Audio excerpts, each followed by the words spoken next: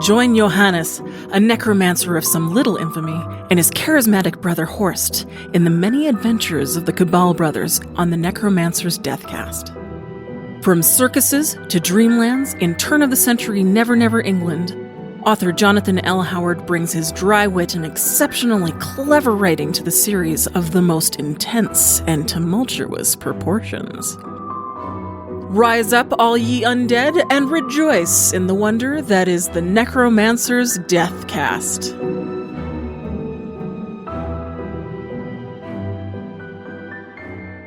Welcome to the Necromancer's Deathcast, brought to you by Free Flow Rambling. This is episode 3.2, Fat Free, where we are discussing the book Johannes Cabal, the Necromancer. My name is Tanzan, and I am joined by Amber. Hello. And Jess. Hey.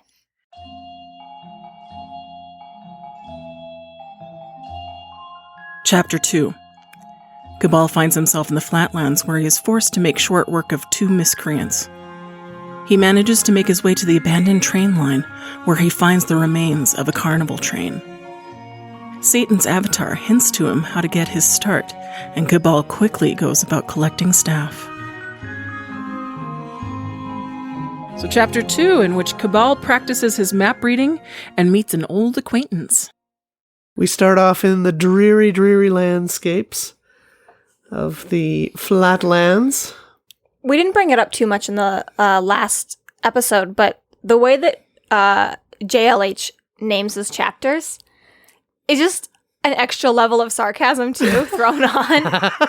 There isn't really a specific narrator, like it's not all coming from Cabal, right? You get everyone's opinions and thoughts and things as we go. And so I like how the narrator in and of itself is his own character, because even the chapter titles can be insulting. Right? Do you know I've been modeling unintentionally until I started doing the reread for this? That I have been doing the chapter summaries for our Dresden podcast in the same style. I have been doing, and this is the chapter 22 and 23 in which Dresden, tongue in cheek, this idiot, and a really dry sarcasm when I do it. And where does that realize come from? This is where it's been my influence from. Ha ha ha! Yeah, busted. Hilarious. So a dreary, depressing place, and Cabal was very surprised suddenly to be in the middle of it. Yes, not unlike Saskatchewan. Ouch. Bam! Hey, half my family's from Saskatchewan. Yeah, we know. Oh! Hey! High five. Making friends wherever we go. Us and Cabal. We mean no ill intent towards any Saskatchewanians. We absolutely do. Yeah, my sister lives there. They don't have internet. They can't hear this. Wow. So he'd been unceremoniously translocated to this location. Yes, wheeling on the spot like somebody who had walked into the wrong toilet. I like how he puts his Gladstone bag down, beats the last few whiffs of sulfurous smoke out of his clothes with his hat. Yes. One of the issues when you go to hell. Some places are covered in cat hair, others sulfur. Excuse the rotten egg smell. It's not the water in Saskatchewan. Oh, come on. Anybody from Saskatchewan knows that joke. It's heavy in sulfur, I swear. I love the description of how he curses that he's there, managing to both be erudite, and uncouth in the same instant. We should just have a podcast where we learn how to say words. Right? Listen to our pronunciation of stuff. Faust.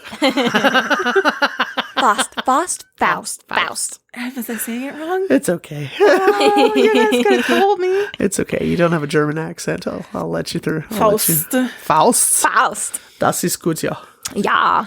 That's my attempt at a German accent. That's okay. I'll just go ahead and go into the editing and re-record it. Right? Just the Siri voice pronouncing words every 5 minutes over top of ours. Insert robotic voice now.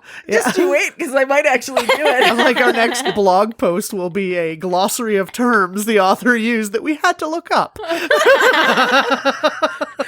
We don't have time for a 20-hour episode. Fact. It'll be a blog post. We're looking for book recommendations that is about our intelligence level. Hey, speak for yourself. I am.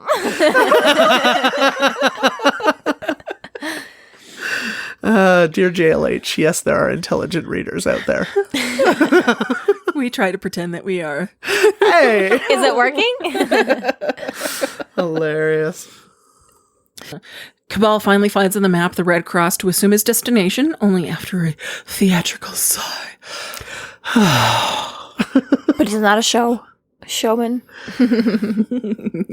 Right? Is it the description of who he is as a showman, though? If Is a it tree Jonathan- falls in a forest and there's no one around to hear it, did it really happen?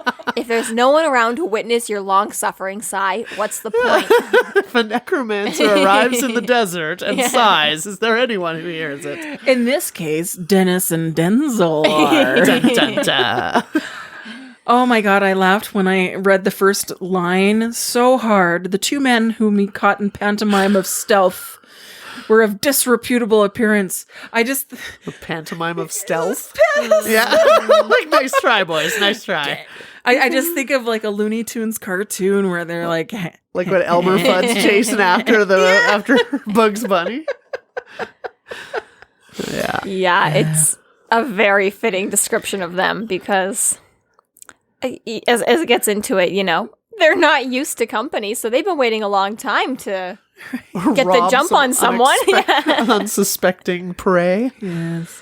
There was a sense that if you opened an illustrated dictionary and looked up disreputable, there would be a picture of one or the other of them, possibly both. After all, if there was some minor detail or reprehensible untrustworthiness that couldn't be found in one of them, it was certainly present in his partner.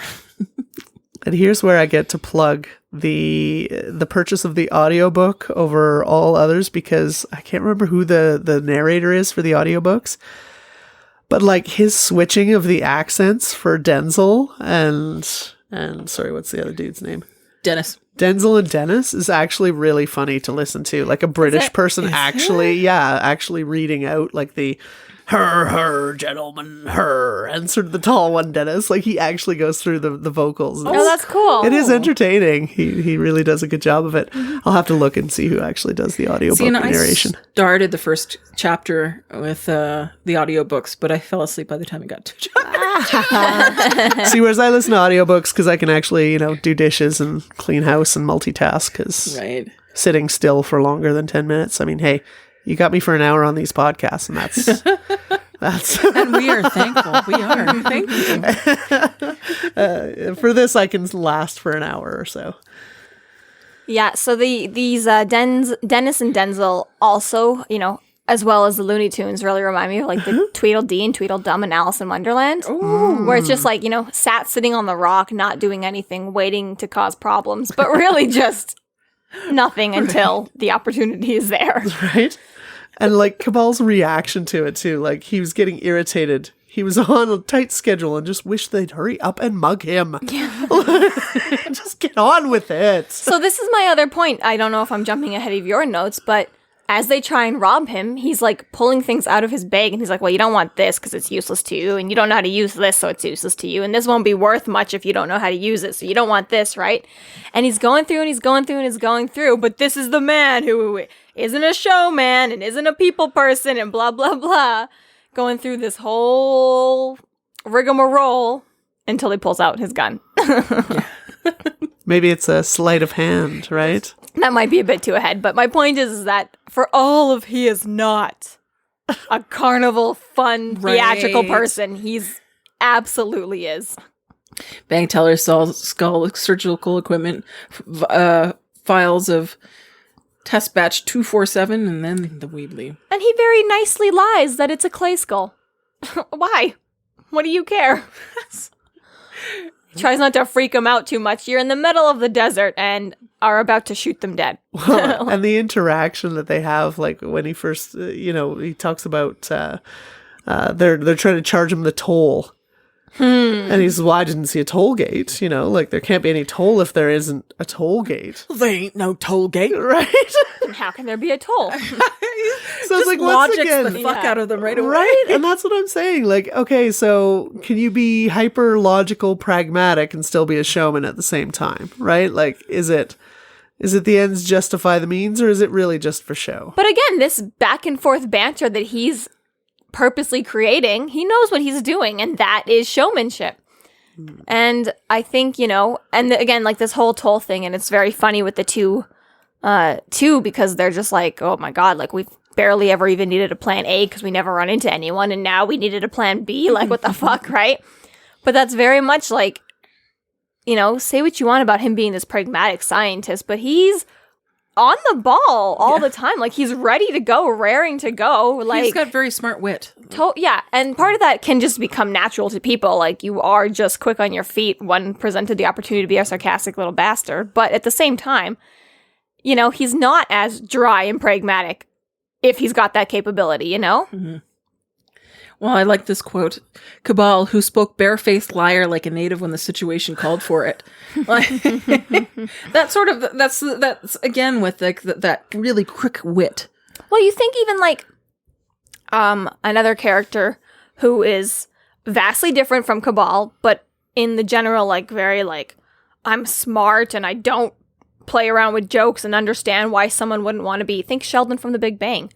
Right? Oh. He's not that quick, fast, witty or anything like that. The show is a comedy show, so there is funny things and lines in there, but it's not the same wit that Cabal has, Like, he is very much like, well, I don't understand. Well, that's not funny. Why would you even make that joke? He's a lot more to that strict, like, no, no, no. Whereas Cabal still does a little bit more of the dance. Right. He's not just like... I don't get it. That's not funny. The straight man funny. He actually does, like... throw a zinger and then land it. Which is, I think, also a little bit of that British humor, too, where his side of it comes through, versus maybe American humor. In the same way, obviously we can understand each other's jokes, obviously, but there is a little bit, perhaps a different British kind of humor. It's a different kind of landing of the joke than American humor, so it might be easier for one character to play into it than another. A little more dry. Yeah. But... that makes sense. Yeah. Like Melba toast. Well, it's less, it's like you develop an affinity for the character because of the humanity. Whereas I think, if you're comparing and contrasting with someone like Sheldon, in the American humor, it's more you're almost laughing at him not necessarily at him, but like at the sake of him, like it's sort of like, oh, his foolishness and oh, his pragmatism, oh, his logic. Whereas like, Cabal's pragmatism and logic. It's more what endears you to him than separates, right? So, well, it lacks. He doesn't lack that depth that the American humor would say have because it's characters. Ooh. Yeah, and part of that is presentation between a TV show and a book, right? And I think also like we only have Cabal to get attached to, whereas in the show they're trying to present to you 4 characters at once. But I still feel like even if you watch like the British version of The Office and the American version of The Office. I'll be very quick to say that I don't find the British version of The Office funny. Like, I love the American version. I think it's hilarious. But when I watch certain scenes, a lot of the show is not equal. They do their own thing. They change characters' names. They've got the somewhat similar setup, but they mostly don't follow the same plots every episode. But when you do watch side-by-side scenes of the same joke, but in a British humor and I don't find the British one funny at all. See, and I find when you compare it, especially in those shows, and we're totally going off on a tangent here, but like when you compare the Office British and you're looking at Ricky Gervais versus what's his name? Michael. No, you know who I'm talking about. Yeah, of course. The actor. When you compare and contrast them, it's sort of like Ricky Gervais has Steve Carroll. Yes. That's it. Awesome. So like Ricky Gervais has this like natural anxiety about him, right? So it's like this nervous energy, but very, very dry. So he's kind of that bumbling goofball but at the same time, I think the Steve Carroll character, it's sort of like he may know he's a goofball. Fair enough. For me, the part that I'm thinking of is more like the relationship between Jim and Dwight versus the UK version. Like, I find, the kind of a more lovable goofball in the American one, whereas in the British one, it's like totally like they're not friends and they don't like each other and there is no love there. Right. It just seems a lot more. So maybe that might be just a little bit of a chemistry thing between the actors, or is it just like the actual writing? Well, I think they're good actors in the UK one. The asshole best friend seems to be a British thing, though. Which is Fair enough. And again, like, I didn't get very Maybe. far in the UK one. I watched the first episode and was like, this isn't funny, and never tried again. So potentially if I'd started with season 2 or 3, there would have been more camaraderie on the set and between the characters, right? But I'm just saying, like, for me personally, like, watching the exact same joke that has the most similar script between the shows, it's a scene when, like, the stapler's put in Jell-O. Just watching those 2 different sets play out that joke, it's just the UK one wasn't funny to me at all. Yeah. Whereas, in this case, I would say that Cabal is a lot more funny than Sheldon is with his, like, bazinga one-liner, right? Right. It's just a certain presentation in those different pragmatic ways sometimes lands and sometimes doesn't, for me anyways, right? So, all of that tangent to say that I do think Cabal is funny, and he's a load of shit when he said he isn't. Well, and like you say, I agree. that he lies to get what he needs, right? Yeah, the bold-faced liar. Yeah. So Cabal uses logic against them. I think, I don't know if we mentioned... Well, yeah, he yeah. spins around in a circle, confuses them a little. Yeah. Dennis shook his head again, and then when his cognitive process half-heartedly kicked in, the sensation of thinking was like worms in a jam jar, and he wished it would stop. I feel that. I tried to envision what that feels like. I was like, does it? I enjoy thinking. Probably a little too much. Yeah, but your thought process doesn't feel like wriggly, right? Through congealment. just like shuddered. It's a gross depiction, but I get it. My head is always filled with cotton. There's nothing up there. What's Corpse Bride, where she's got that little like tapeworm in her ear? Oh God. Yes. Right? It was very visceral sort of description, even though it didn't mean to be. It's gross. Yeah. Not a fan. It affected me. So much so that I wrote it down. Changed who I am. Traumatized me. Right. And speaking of roast, this is where we get into like him taking out the stuff from his bag, right? Like, and for me, like this, I interpret this as he's showing them he's a scientist, right? Like, I got nothing to steal. I got just crap, right? A scientist? Moaned Dennis. He put his hand on Denzel's shoulder. He won't have no money. Come on, Denzel, let's go. Right? So it's less about showmanship, more of like, I am no threat to you, and I am of no benefit to you ultimately in terms of what I'm carrying. Which is great if he'd stopped there, but pulling the gun out last is the part that makes it all of a show. Right? If you just pulled the gun out first, because he kills them right then and there. Yeah, he lowers their shoots them. defenses. But He's when lowering you're their the defensive. only one with a gun, Look, it's the Mary Poppins bag. I got I nothing wish here they'd but just fun. hurry up and mug me. Boom. Like, Like, who are you trying to convince? Like, oh, I have to wait for them to be mean to me before I'm allowed to kill them. Like, what is his holdup? Because he's a funny guy. Oh, yeah. Jonathan L. Howard is getting paid by the word. No, okay. That was Charles Dickens, though. He got paid by the word. That's why his shit doesn't end. some authors do. Yeah. Some authors do. That's interesting. Though. Yeah. I didn't know That's why that. his shit didn't end. Because, like, way back in the day, stories were kind of published, like, chapter by chapter, right? So people would be waiting months in between printing presses for these. So sometimes, yeah, like, the reason you get a description over and over and over again is because every word paid. So it's like a TV subscription. Totally, yep. Yeah, I like that. I did have a good laugh when the Weebly 577 finally comes out, and well, that's got to be worth something, hey, Denzel. He turned around, see Denzel running as fast as fat little legs could carry him. Denzel know what time it is. Bye bye.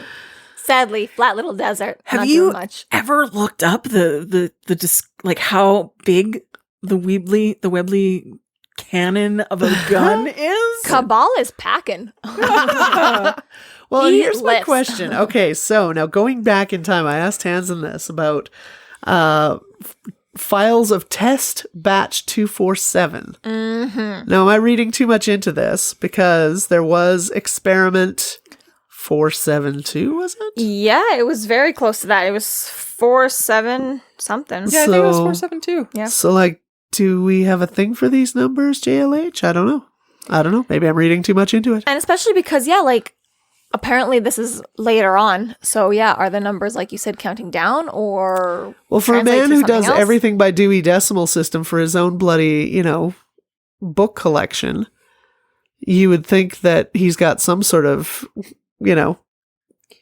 Right.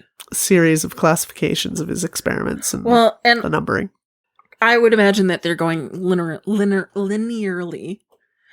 What is this one But I right think now? that GLH 247? This is, he takes out test batch 247. I just Googled it. 247 is church in the Dewey Decimal System. Oh. Well, the dead shall arise in the church as well. Oh. Are we... They have a couple of resurrections. But like... Oh. You think he's doing his experiments by Dewey Decimal as well? I don't know. I just Googled what the Dewey Decimal one was. See, I was just curious because if our original, what was it? It was Blustery Day, wasn't it? Yeah. 472 was etymology of classical Latin. Uh-huh. Interesting. Not sure that it So, relates. but like if we're going chronologically and this story follows the short stories, he's not going number sequential. No. Right, but he does actually say it's something different because this is a test batch, 247. So maybe he made this so a you long could have time test ago. batch A, test batch B, test batch C, And the other one was completely different experiment experiments. number. Right. Oh, fair enough. All right. I'm reading too much into it, I'm plus sure. a test, it might have been sitting in his bag for a decade waiting for the right moment to use it. True If story. you make, 400 test batches of 247, it might take you a while to get through them all. Never know when you need a good batch get a 247. Never know, right? Well, some of these Keep things, some on hand. I'm just thinking, some of these What's the expiration date? recipes are so agronous to go through. I probably would make a lot at once if I could. Totally. When's the next time I'm going to have a dreaded skull blustery wind in my office? I don't know. Batch cooking. Right? Yeah. Smart way to conjure is batch Meal prep. cooking. Meal prep. Meal prep. For every necromancer. Meal prep for your experiments. dear. Yeah, that sounds a little dark. There's Too only dark for so dinner. much, radium to go around. Totally. While I have this dead body, may as well use the most of it that we can. Well, we were just saying in our other podcast, you want to make silver bullets out of an alloy. Make as many as you can because you've only got so much silver. So Cabal is finally at the proposed spur line, close to the X on the map. We find out that Dennis and Denzel have been reanimated using the batch 247, and these continue to provide entertainment even in death. And it worked very quickly. Just a little, couple drops or something. He doesn't exactly describe what 247 does, but they are alive very quickly with near no effort from Cabal, it seems. They have a little bit of thought process, not much, not that they had much to begin I was with. going to say, it's probably equal. Yeah. But their motor functions are wildly exaggerated. In my head, I envision them as like scarecrows. Oh, that's a good way to think of them. That's kind of how I see that movement. And yeah. Yeah. If only they had a brain. Absolutely. And so we get to these trees, and I actually really like the way that the forest and the trees are being described. And at one point, in a nearby tree that might have been an elm, before being regularly watered with LSD, a carrion crow sat and regarded Cabal keenly. Like, who describes it like that? Watered with LSD. This is the tree that the results. I don't even know what to imagine. It's twisted. It's twisted in my head.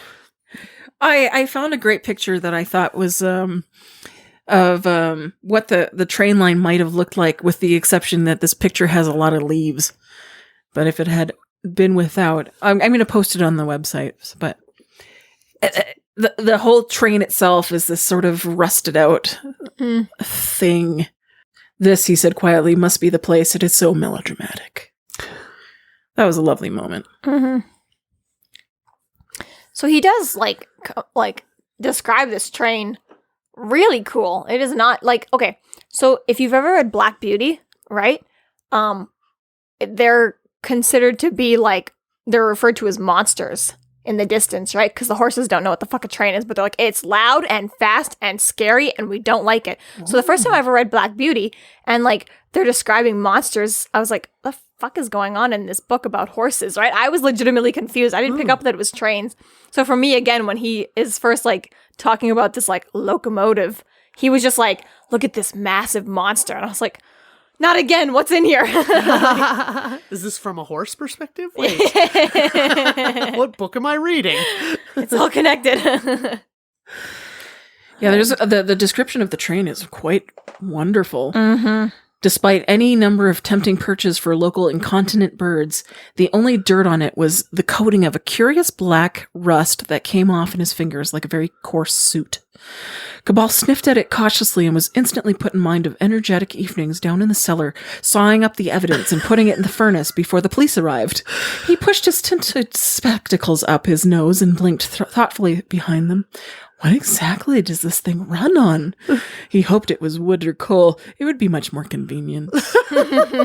What is he up to in his spare time? That's all I'm asking from that passage. Like, Necromancer. right? Like, sawing up the evidence and putting it into the furnace. This is what he thinks about when he sees a train coal box. Like, what twisted life do you live, buddy? Like, before the police come. I think that's a supernatural reference, like, to the train itself, that it's just so dark and macabre that it's got That even the animals are avoiding it. The Right. rust, the smell of the rust elicits these sort of really horrific memories for him. Well, not horrific for everybody else. Yeah, sounds like it's pretty okay. It sounds like it's just another day in the life of Well, I think, Johannes. honestly, if you're gonna be a necromancer, you've got to be opportunistic.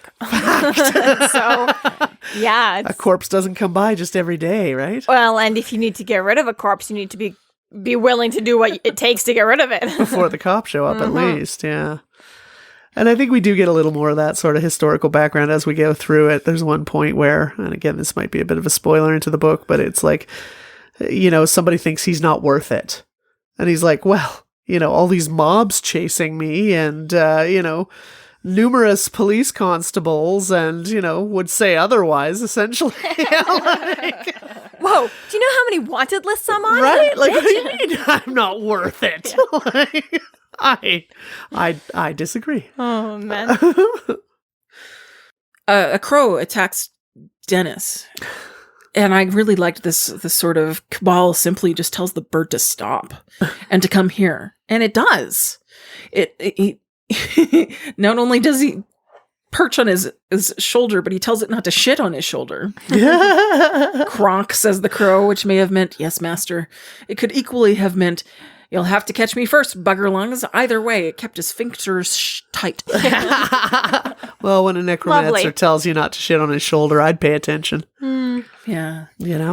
But I think, I don't know, is that the lack of his soul that he has this sort of command of crows? Because crows are supposed to be... Yeah, is it crows or is it animals?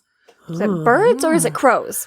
Because crows are supposed to be the messengers of the dead. I was going to say, in other like his previous short stories, he referred. Does he not have a discussion with a crow in another one that we did? Not yet. Am I wrong? No. Okay, maybe again I'm Not yet. fast forwarding, but conversation with crows. It seems to be one of those natural magical acts that because he's a necromancer, it kind of grants him, as you say, access to this messenger. Yeah, there's like the familiar territory background, right? But I was just wondering, because like you said, like messenger of the dead, or like, a group of them is called a murder. So Yeah. it's just It's one of true. those things that I'm just like, is it just the crow? Do you know there's actually this crow? there is some background to that as well. I've actually got a tattoo of crows on my back, and looking it up, it had to do with a poem that a friend of mine once told me, which was that depending on the number of crows you saw, and she was Scottish, this was from her background, but she said that depending on how many you saw, it meant something. So, In your whole life? well, no, like at a certain point. So the message depends on how many you see. So 1 is bad news, 2 is for good, 1 is bad news, 2 is for mirth, 3 is a wedding, 4 is a birth, 5 is a something, and it goes on and on until like 12 is a murder. And essentially that's where we get that murder of crows from. Oh, interesting. So I happen to have a tattoo of 2 crows for mirth.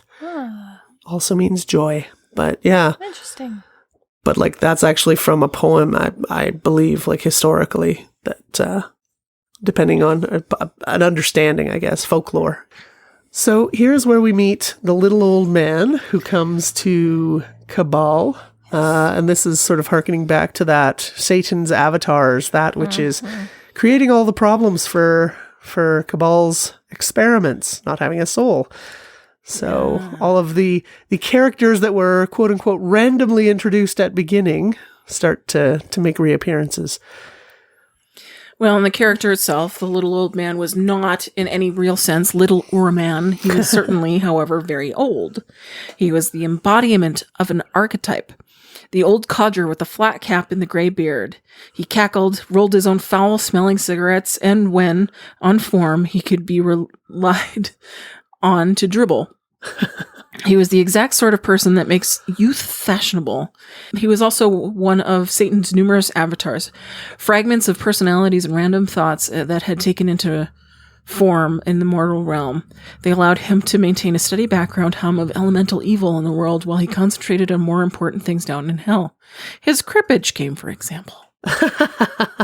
Okay, 2 points in that entire thing that made me laugh. First of all, the sort of person that makes youth fashionable. Love that. Love that. No offense to old people, but I've certainly met a few that... I have an uncle that this describes to a T, including the hat. And he instead of doing the rolled cigarettes, he used to do rolled cigarettes, but then he started to do chew. Ah, okay. Adds to the character, that's for sure. Old man with the big white grizzled beard. All right. Yeah. And then, yes, his cribbage game, for example. Yeah. Like, these are much more important things.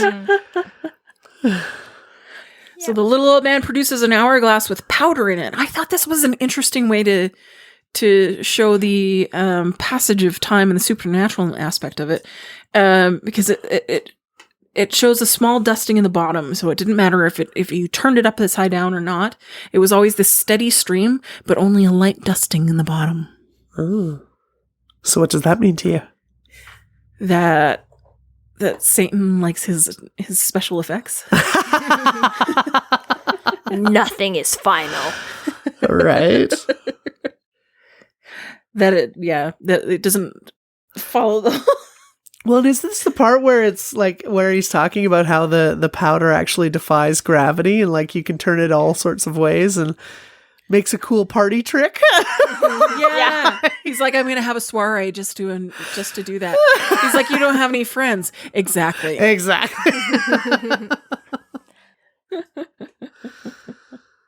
Oh, man. So Cabal is resistant and he sees no evidence of the carnival of discord on his side. The little old man berates him for this lack of imagination. Shows him the signs of all the previous acts. Oh yes, he said over his shoulder. They'll come from miles around for this. Roll up, see the world's largest collection of antediluvian signage. Grasp at the decrepitude. Be astounded by the grammar. A fascinating show rivaled only in the lint in your navel. I'll have to fight them off with a stick. And is this the part with this is the part where it talks about like the use of exclamation points, like with the whole grammar? Like, oh my gosh, I laughed so hard. I actually read an article, funny enough, just this week about the use of exclamation points and how essentially it was the carnivals and that kind of writing, that sensational sort of magazine ad, out in the public forum that they started using exclamation points. And it was talking about how in today's day, fascinatingly enough, depending on the audience and who's writing, the use of exclamation points are perceived in certain ways. So, for example, women will use exclamation points more often than men will. And that men will perceive the use of exclamation points as not as intelligent. It's more sort of like sensational, so to speak. Mm-hmm. So it was, I wish I could remember where to find that article, but it was like, essentially it was a business article and talking about whether or not you should use exclamation points within your like business writing or serious writing. And it's interesting to me that then I read this part in this book about like, the shoddy grammar of like using these like highly sensational exclamation points to advertise the see, roll up, join. Well, I don't know if it has anything to do with it 100%, but part of this whole like sensationalizing, like throw an exclamation point in there to build up excitement quick. I said earlier, like Charles Dickens was paid by the word. Well, newspapers in America used to charge by the letter. So that's why a lot of American words have dropped the U and double lettering because it cost too much to spell words properly. Like in essentially, neighbor. right? So they dropped a lot of the double L's or the double O's or the U's, things that they didn't want to pay for, essentially. And that's why American spelling is so different. It was cheaper. So I wonder if the exclamation use was also like build up excitement without needing as many words, you know? Like Totally. just That's go, go, cool. go, you know? Yeah. I like that. Yeah.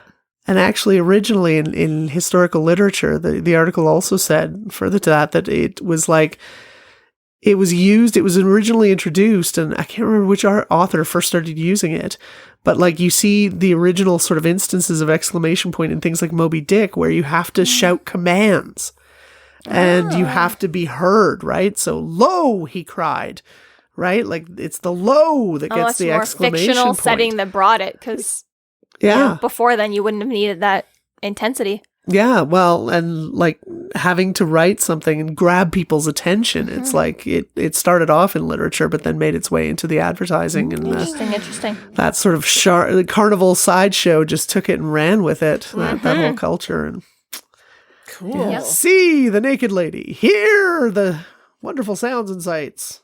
The log. The log, boy. Yes. the log-headed. The dog boy. Yeah. Exactly. Yes. So Cabal is dismayed that he has no staff, which the little old man tells him he's provided with. He shows them bones and hair and rolls of skin, and then he disappears. Be creative. Gross. Be creative. Gross. Make your own staff. I love that idea. I wish that could work. Like, I think I need to have some help with cleaning the house this week.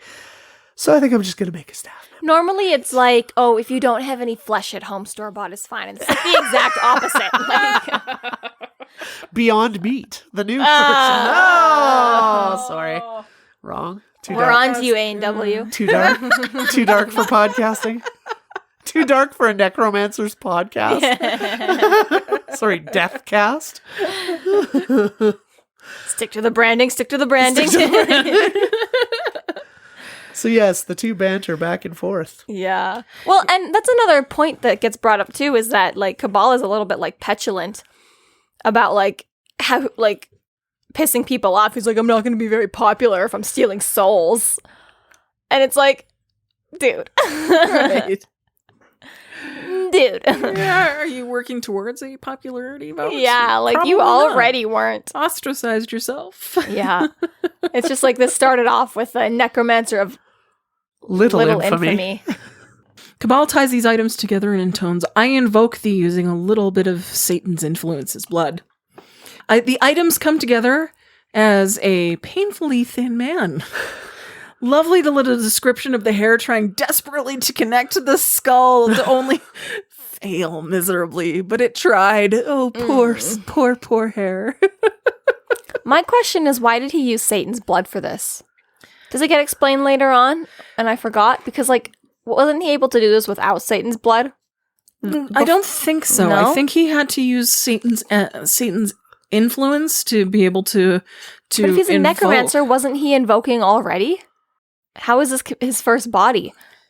Why else would he have made the deal with Satan in the first place? Maybe it's the quality of the spell, because Maybe. the carnival people, at least Bones, For me, and seem no offense pretty to Mr. intelligent, Bones. and whereas the level that Yeah, he's fair got enough. right now with Dennis and Denzel, Fair enough. Because I was going to they're say, like, this seemed very, like, a waste to me right off the bat to use it on just a servant. But maybe, Well, but Bones becomes one of his sort of main sidekicks. So I think maybe Tenzin is right with the quality. If it came with the quality, then I can quality of the understand. resurrection that the Satan's blood enables. That's my theory. I'm going to go with it. Like you can make a bunch of dumbass scarecrows, which, is how I envision Denzel and Dennis. But like, if you want Oz behind the good curtain. quality minions requires blood, perhaps.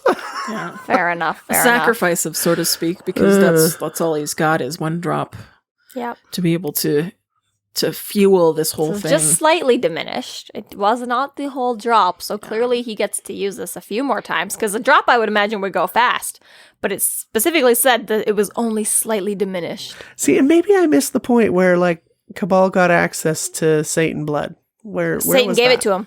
Yeah? Yeah. With his, I like, missed that part. Along with the contract, or like the file itself. Right? Yeah. Okay. I think because I like did yeah, miss Cabal's that. like, why the fuck do I need this? And he's like, well, like the carnival like is gonna take work. It's not just ready to go. Right. So it's just a little friendly assistance. Essentially, yeah. Got Gives it. him a leg up because it's already in disarray. Well, there you go. There's your answer. Yeah, I hope so. I would just save it for something more worthwhile than a butler. I had a good chuckle that Bones is so dismayed. As soon as he's made, he runs and searches for any sort of reflection because he's pissed because he's made him the skinniest man in the world. Is Cabal neglected to use fat in the summoning? Mm-hmm. And Cabal gets defensive too. He's like, well, people don't normally use fat in summoning spells. But still kind of thinks to himself, maybe next time that's an oversight. I summoned you. That's just the way you turned up. Don't presume to blame me for any physical shortcomings you might display. I was being sarcastic, said Bones. You are being tiresome. My egotistical friend, you'll live only 1 year. It doesn't matter. Let's go. Right? Yeah. I love the banter between those two already. Like, Yeah. it's just quick. Right? Yep. It's if we're gonna refer to him as like a butler, it kind of reminds me of Batman and Alfred. Every time Batman is like, "Don't do this," and Alfred's like, "Bitch, you can tell me what to do." Cabal asks Bones which of the adverts would be the most successful, as he has no idea what's going to work. Bones is unable to help as he is, quote, walking dust. Well, and this is where I think I'm going to disagree with you on the whole, like, Cabal as a showman. He doesn't know what he's doing. How could he really effectively be a true showman if he doesn't even know how to put together a basics of a carnival? No? No? Listen, just because you're not a ringmaster doesn't mean you're not a clown. Like, it's maybe running a circus isn't his forte, but it doesn't mean that he's not a performer. He's good at the short-term improv, I think. But he doesn't, because of his lack of social skills, his hyper-focus. I'm more willing to put it just on the fact that he's witty and in the moment he's willing to do it rather than being his entire personality all the time. But it is a nice camaraderie between the two. Like, I don't know people. Like, I'm dead. I don't know people. You're alive, and I still don't know people. Well, he says, Cabal replies conclusively, I don't understand people either. I'll just have to get my advice from somewhere else. Mm-hmm. So, and then he thinks off into the distance, and he says, I think I know just a person. Yeah. Well, and then here to instantly squash you, he then immediately hands off 1,000,001 things that need to be done before his return. I don't know how to run a carnival, but while you're here, clean this and sweep that and do that and prepare this and paint that. Which, is a much more valuable use of a butler. Sometimes the butler isn't the creative director of the show. He's just the sign painter and cleaner-upper. Right. So Always depends. he commands the crow to come with him and tells Bones to Watch the other two. watch the other two, and that the other two are to listen to Bones, and gives him instructions to paint a name on the first broad-sided car, but we don't know what that is quite yet because the chapter ends. So this concludes our episode 3.2, Fat Free. Thank you for listening. You can find us online at freeflowrambling.com and necromancers.ca. There we have links to our other podcasts, social media, and other fun tidbits. Please subscribe if you like what you're hearing, and please consider supporting us through Patreon to keep the undead alive and see more content. We are Free Flow Rambling. And remember, reanimation is trending.